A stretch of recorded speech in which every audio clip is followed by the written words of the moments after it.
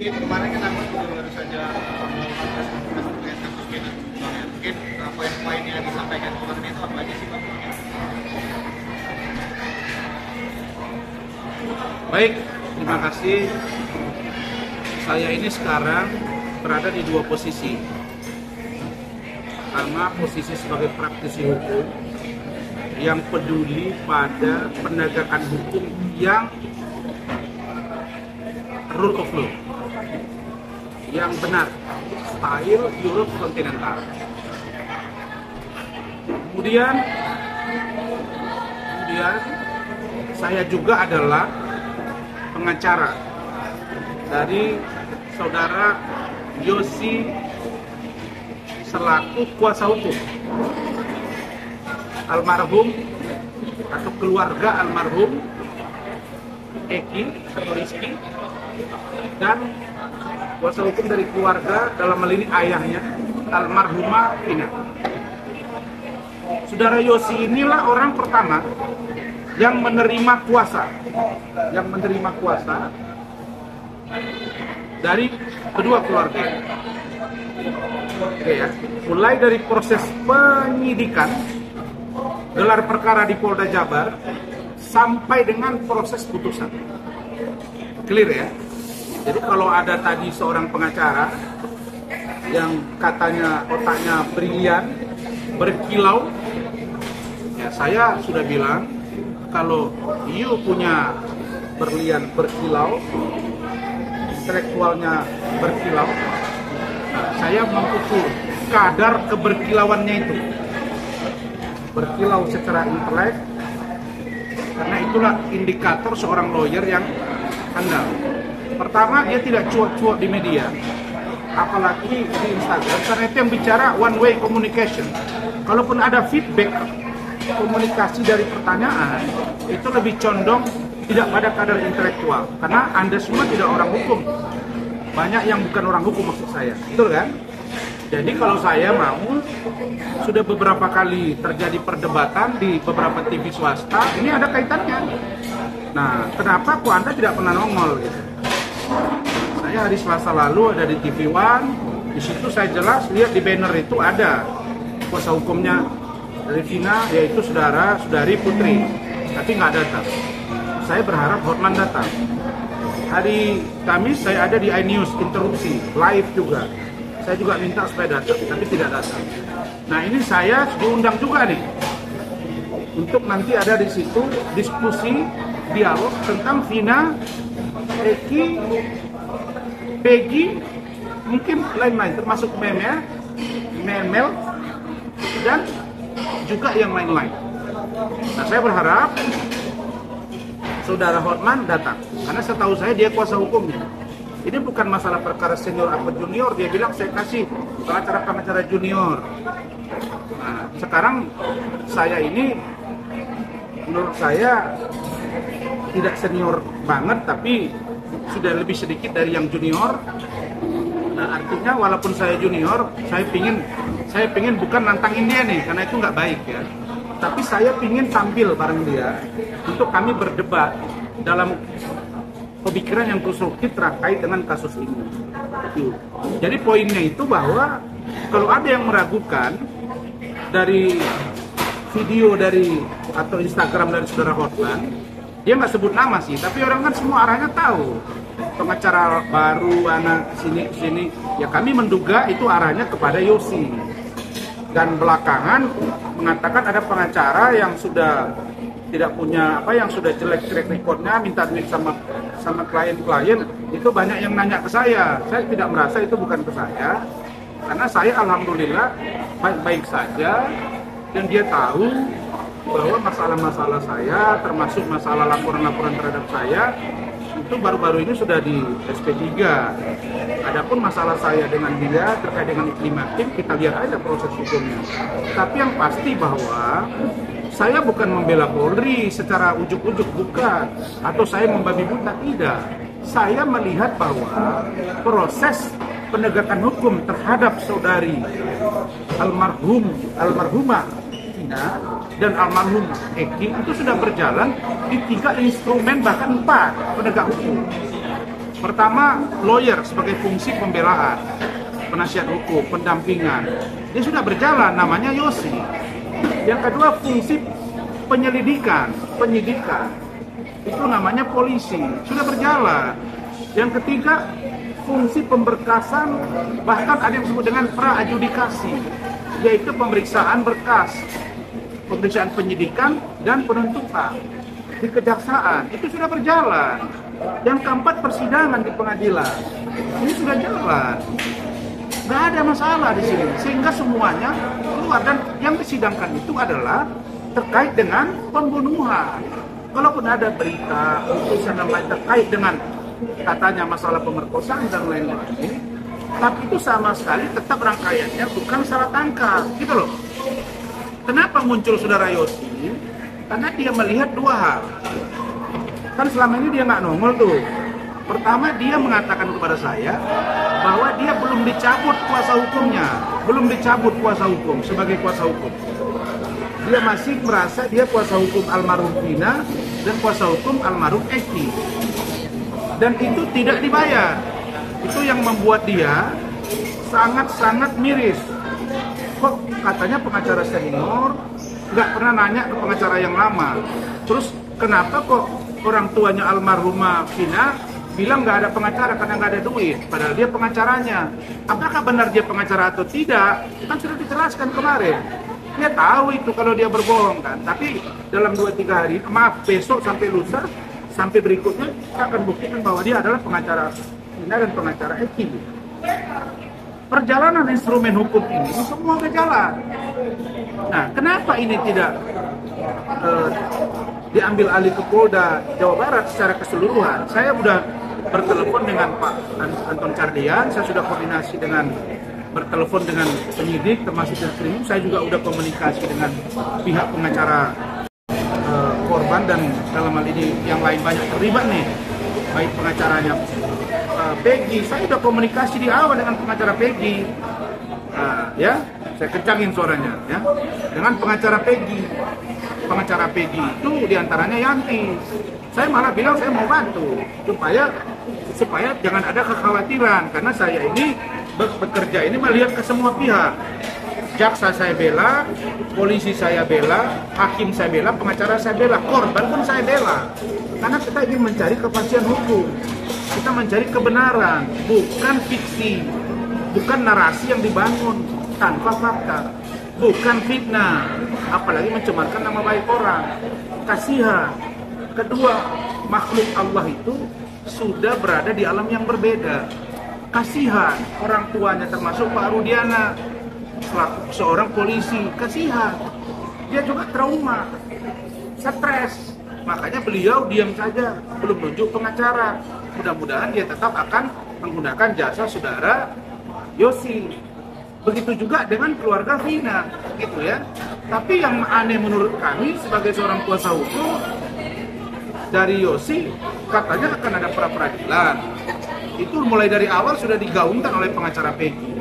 Sekarang pengacaranya ada 70 orang. Kok nggak kok nggak dilakukan perapitnya? Kapan gugatannya dimasukkan?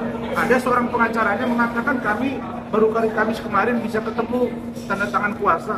Saya kira tanda tangan kuasa itu hanya legal standing dari mereka melakukan upaya hukum. Tapi kalau materi kan sudah paham semua. Apa sih susahnya buat gugatan pra-peradilan? Kan nggak mungkin mereka nggak bisa lakukan itu. Jangan sampai masyarakat besok berpikir ini kok digoreng-goreng.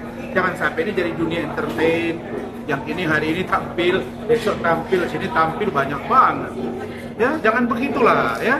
Jadi saya minta supaya secepatnya. Kemudian ada pertanyaan yang baru terhadap saya.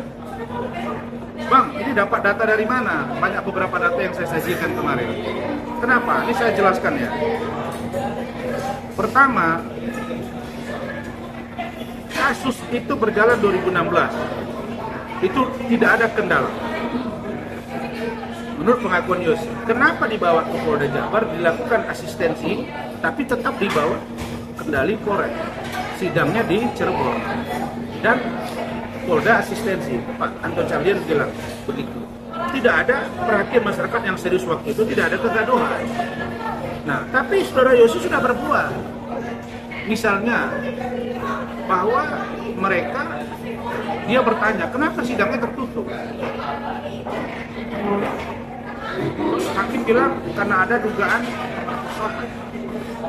Nah, kan ini ceritanya sudah berbeda. Di sini kan perencanaan pembunuhan. Karena urusan ini yang harusnya terbuka karena ada kaitan dengan pemerkosaan, maka ditutup. Nah, ini yang menimbulkan keraguan. Dan menurut saya hakim harus diperiksa. Jadi jangan polisi terus dong.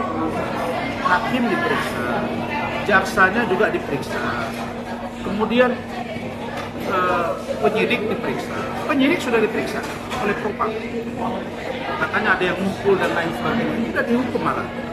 Nah, jadi kenapa hakim membuat sidang ini tertutup yang harusnya terbuka? Ini yang muncul interpretasi berbeda-beda. Ada yang bilang ini katanya akibat dari tindakan atau lobby dari Pak Rudiana. Nggak benar. Terus ada yang bilang ini karena balas dendam, karena dia kasat narkoba pada waktu itu. Ini juga tidak benar. Nah, jadi orang melihat kasus ini bagaimana? Dia normal. Hanya saja muncul ke permukaan karena dalam putusan itu ada 3 yang DPO. 3 yang DPO itu sudah kita cross check, Pak. Nah, penyidik Polda Jabar itu mereka cari tahu DPO, dasar pencarian orang. Ya. Ini DPO tidak ditampilkan wajahnya, sketsanya, karena memang keterangan dari para tersangka ini pada waktu itu berubah-ubah. Makanya ada dugaan salah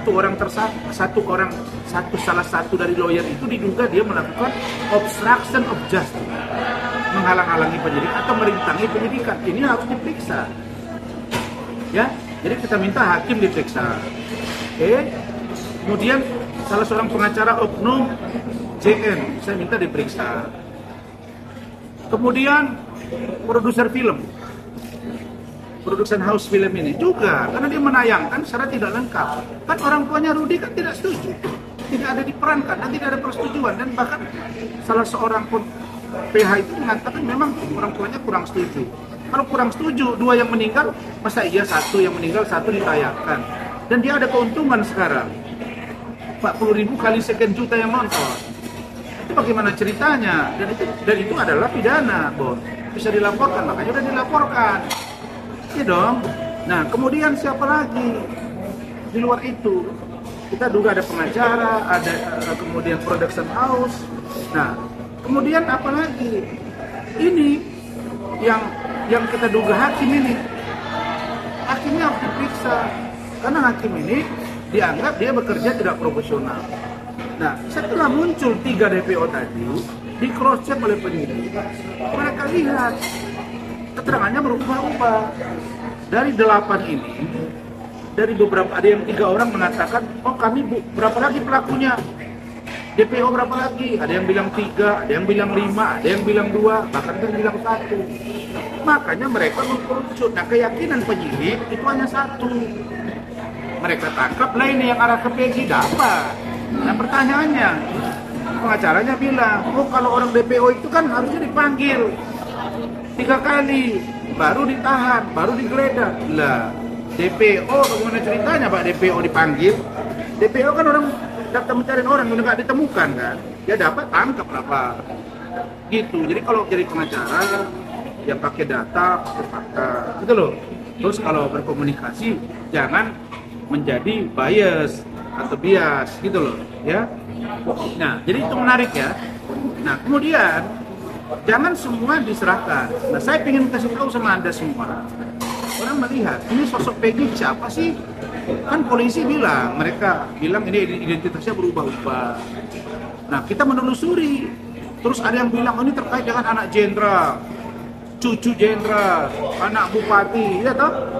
Nah, ini yang perlu kita luruskan. Pertama, ya. Kenapa nih bisik-bisik Len? Kenapa? Dengar kan?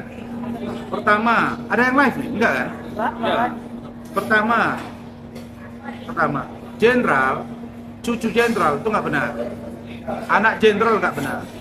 Anak bupati nggak benar. Kalau yang jenderal aktif sekarang, anak dia pada waktu kejadian tuh masih umur 2 tahun. Tidak mungkin ikut geng motor. Kemudian cucu jenderal, yang itu anak bupati, pada waktu itu umurnya 16 tahun.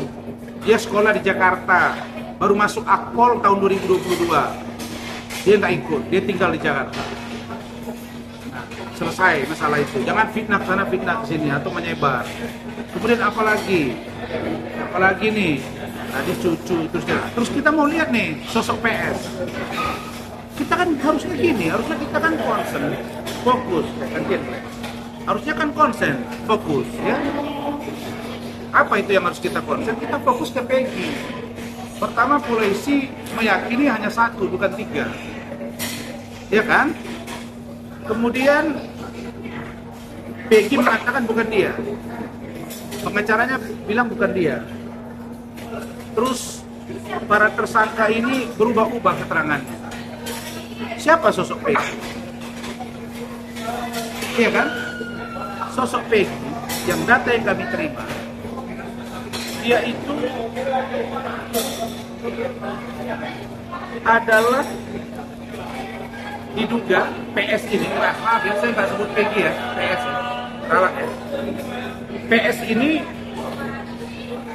dia diduga memiliki kelompok atau yang disebut dengan grup atau geng ya, geng dalam pengertian positif ya, yaitu Jack garis keras. Mereka ini, kelompok ini sering ya melakukan sweeping, bentrok apabila ada pertandingan, dan mereka ini pendukung garis keras atau Jack garis kerasnya Persija di Cirebon. Dan itu saudara PS ini berada di garda terdepan. Dan saya banyak dikirimin tadi oleh orang yang tidak saya kenal, tapi yang mengikuti kasus ini, yang fans lah dengan saya, mengirim video, mengirim foto Facebooknya si PS. Jadi di sini kita lihat kemudian namanya juga kenapa harus berubah dari PS menjadi ada Robi, kan gitu ya, menjadi Robi. Apa masalahnya kalau memang orang tuanya beristri 2, sudah menikah lagi, dikhawatirkan nanti karena nggak disenangi lah, atau karena apa alasannya, ini kan tetap saja anak dari orang tuanya PS. Kalau itu, tapi keterangan dari pengacaranya beda lagi, dibilang karena nggak disenangi. Nah, kalau adiknya kemarin bilang ke saya di salah satu TV swasta, karena katanya alasan lain gitulah. Itu ya, anak istri muda ya maksudnya ya, orang ini udah bercerai. Kemudian informasi yang jelas ya, bahwa pada saat penandatanganan kuasa 2016 itu, orang tuanya Peggy itu, orang tuanya Vina itu sedang menjadi TKW di luar negeri. TKW di luar negeri. Ya. Jadi saya kira itu. Dan tentang orang tuanya ini namanya berubah-ubah. Nah, kita mau lihat ya, nih, diduga ya, tadi diduga dia punya grup atau namanya Jack Mania atau Jack garis keras. Nah, kemudian bapaknya Peggy atau orang tuanya Peggy ini berubah-ubah. Di Cirebon namanya Rudi Irawan, di Bandung namanya Al Saprudi. Kenapa berubah-ubah? Nah, ini kita duga ada upaya untuk memutarbalikkan fakta dan melanggar Undang-Undang Kependudukan pasal 66. Nah, saya mendesak agar pelaku ini, kalau ini benar, agar polisi menyidik atau memanggil yang bersangkutan, karena ini ancaman pidananya 6 tahun. Biar terkuat semua. Jadi nggak ada di sini yang ditutup-tutupi. Nah, jadi polisi dengan terang benderang mengatakan bahwa kami berkeyakinan perkara Peggy yang buka mulut hal yang berbeda. 3 DPO. Kalau nanti ada pengembangan urusan lain, tapi polisi berkeyakinan satu. Jadi pelaku itu bukan 11 tapi 9. 8 sudah menjalani hukuman, 1 sudah bebas, Saka, kemudian yang 1 Peggy. Nah, yang 2 lagi kita tunggu dari Peggy. Karena penyidik mengatakan begitu. Kompolnas sudah turun. Dan Kompolnas sudah diberitahu bahwa itu hanya 1. Bukan dihilangkan 2. Bukan dihilangkan 2. Ya. Terkait yang chat itu bisa dipertanggungjawabkan juga yang chat-chat yang tadi abang kasih lihat itu ya, maksudnya itu dari siapa? Pertama, saya diberikan oleh sumber yang sangat kompeten, valid, dan saya kan tidak menuduh. Saya kan semuanya dalam rangka presumption of innocence. Saya praduga tidak bersalah, makanya saya duga. Semua saya katakan diduga. Sebagai praktisi hukum, saya harus men-tracking banyak pihak. Kenapa? Karena saya sering diminta menjadi narasumber. Jadi saya nggak boleh mengeluarkan informasi yang keliru tanpa data. Terkait dugaan abang ini kan mungkin bisa dibilang mengakomodasi dari abang sendiri sebagai praktisi. Saya komentarnya Peggy terkait dia sebagai tersangka dan yang menurut polisi hanya dia dari 3 DPO. Kalau yang lain kan saya nggak sebut Peggy, saya sebut PS. Benar nggak? Benar. Bang, terkait yang baru ini kan Mel kemarin itu baru si Mel itu bahwasanya katanya dia ada di lokasi dan kejadian tersebut gitu. Mungkin kalau dari abang sendiri sebagai praktisi gimana menanggapinya, percaya dari kesaksian si Mel? Ya sekarang orang banyak bilang, oh itu Mel mendukung polisi kan gitu. Ya, Mel itu. Makanya saya bilang Mel, kalau kamu ada informasi begitu, terus kamu ingin menyampaikan dengan gamblang supaya kamu tidak ada tekanan, datang ke saya. Ya, saya Rasman Aris Nasution. Ya, nomor telepon saya ada di Instagram saya. Silakan Mel datang, buka aja semua. Jadi supaya tabir bisa semakin jelas. Karena Mel belum pernah diperiksa selama ini, baru dia bersuara. Mungkin kesimpatian publik gitu, ya. Banyak yang mau diurus gitu, ya. Pertama ini seperti semakin kayak bola liar nggak sih Pak? Maksudnya ada sosial ini gitu. Malah makin menjadi runyam gitu. Makanya memang bukan lagi malah jadi, memang jadi blunder. Ya, Nah, jadi saya bilang sekarang apa jalan tengahnya? Jalan tengahnya supaya cepat, rapidnya cepat. Yang kedua, saya mendesak pihak kepolisian Polda Jabar untuk segera limpahkan kasus ini. Saya dengar dari pihak Kejati sudah siapkan dengan jaksa. Langsung kalau yang lengkap P21 sidangkan, selesai. Jadi ini nggak menjadi konsumsi yang bola liar. Apalagi ini mau suksesi pergantian kepemimpinan nasional. Jangan ini menjadi bola liar yang menjadi utang proses hukum yang belum tuntas masa Pak Jokowi. Prestasi Pak Jokowi itu udah luar biasa bagus, dan Pak Prabowo Gibran itu dalam rangka melanjutkan. Jangan dikasih beban dia, biar dia berjalan menuju Indonesia emas gitu loh. Jadi pengacara ini makanya jangan berpikir ya kita itu kalau lakukan pembelaan jangan terlalu ngatur-ngatur. Emang lawyer itu kan ada batasannya. Hal teknis itu bukan urusan lawyer, itu urusan penyidik. Jangan masuk di ranah di luar pembelaan, masuk ke ranah urusan polisi, nggak bisa. Lawyer ada batasnya, polisi ada batasnya, jaksa ada batasnya, hakim ada batasnya, tapi masing-masing ada kewenangan. Ini nggak boleh saling kamera. Nah, menurut saya si pengacara si beling-beling itu udah lewat gitu. Nah, makanya tadi baru saya lihat ada orang pada kirim ke saya lihat ya sudah. Saya bermohon sekali kalau ada dialog terkait kasus ini, saya dengan beliau ditampilkan gitu, supaya kita enak membedahnya gitu. Saya akan lebih enak supaya rakyat lebih terang gitu. Versi dia finali bagaimana dengan Eki, versi saya bagaimana, data yang dia punya bagaimana, data yang saya punya bagaimana. Kemudian nanti biar dinilai dan kenapa dia akan berproses gitu. Ya, jadi jangan besok muncul saksi lain. Nah, jangan-jangan sekarang ini ini orang yang 8 ini yang ngatur-ngatur ini semua. Makanya saya minta pengacara inisial JN panggil, PH panggil dari film itu. Kemudian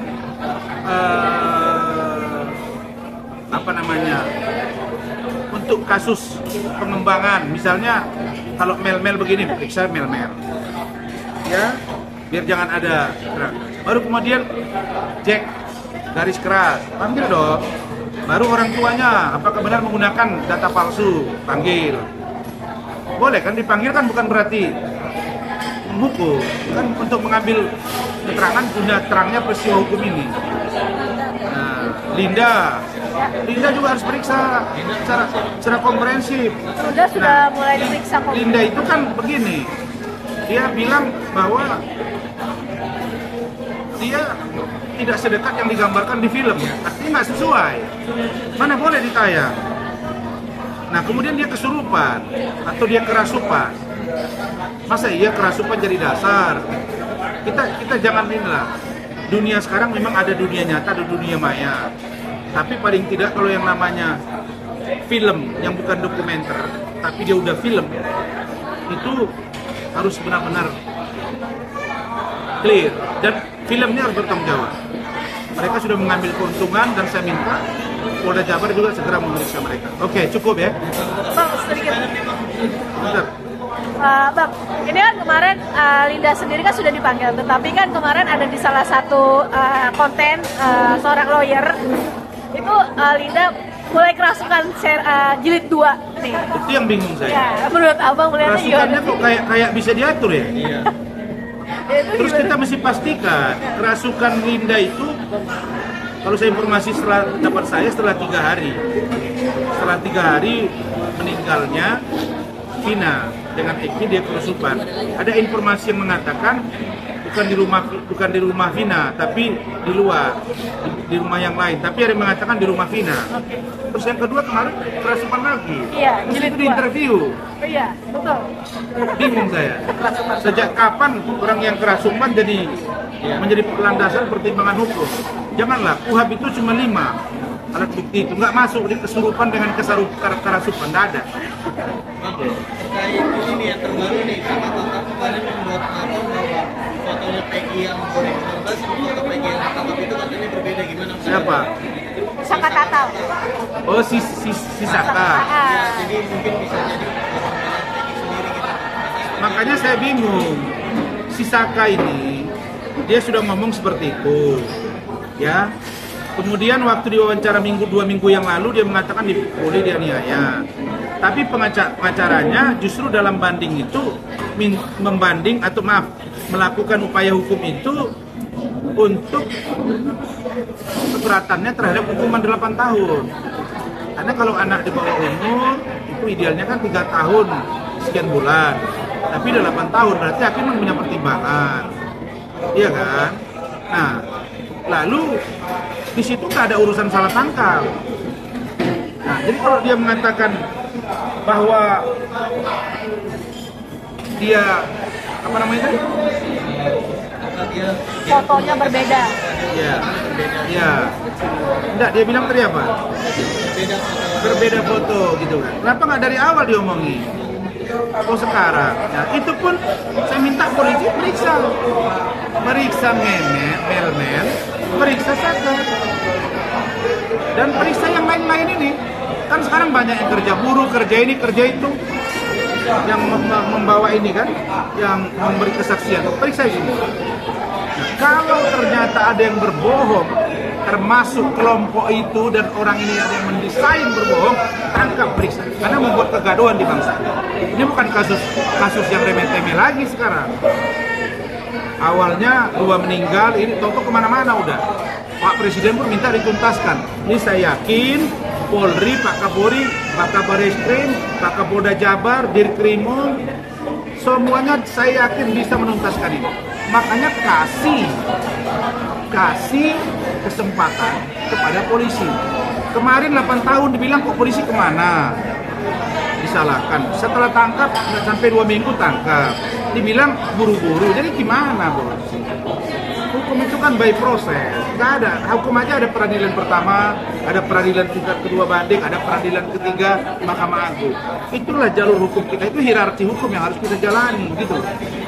Oke? Banyak berisikan. Jangan dong. Saya lapar nih. Ada di lapar juga nih Bang, di Jembatan Cirebon pada saat yang kemarin tuh ada tabur bunga juga Iya.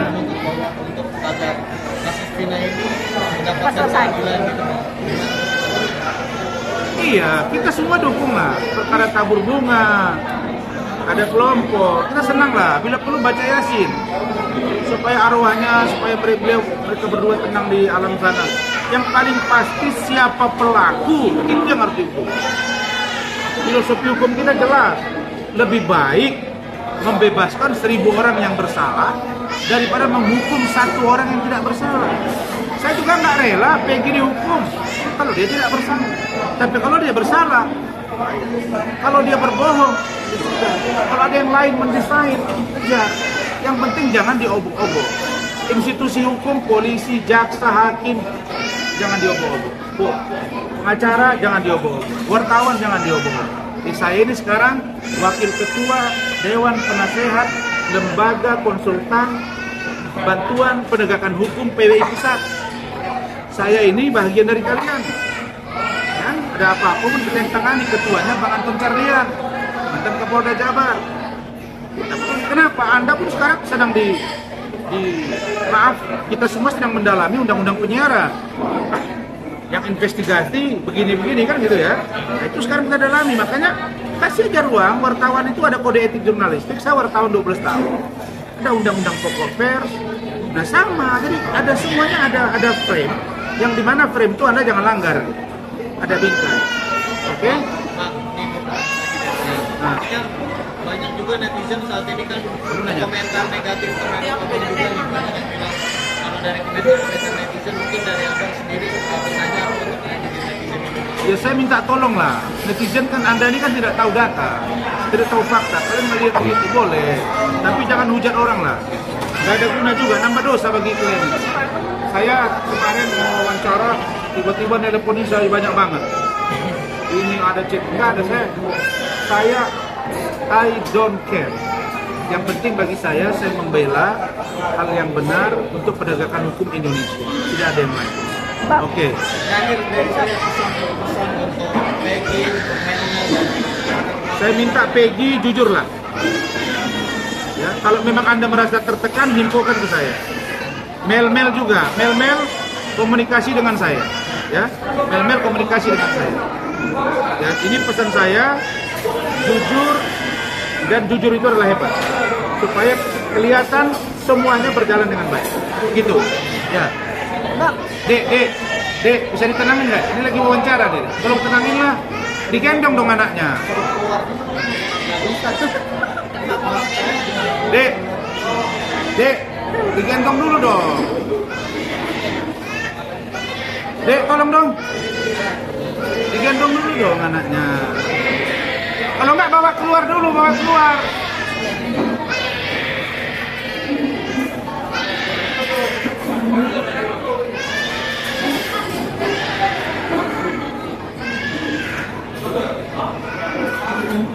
Oke.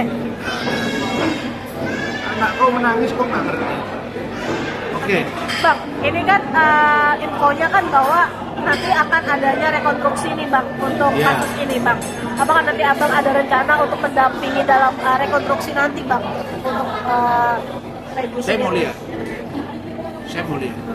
Rekonstruksinya seperti apa saya mau lihat. Tapi saya pikir saya nggak perlu turun ke sana. Karena saya kan pengacaranya Yosi, biar Yosi yang ke sana. Terus saya praktisi hukum.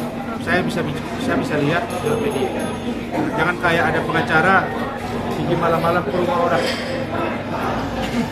Tapi saya nggak perlu itu bahas-bahas itu. Ya, Siap. Oke? Semua Pak. Cukup ya, Dek. Aman. Terima kasih ya Bang.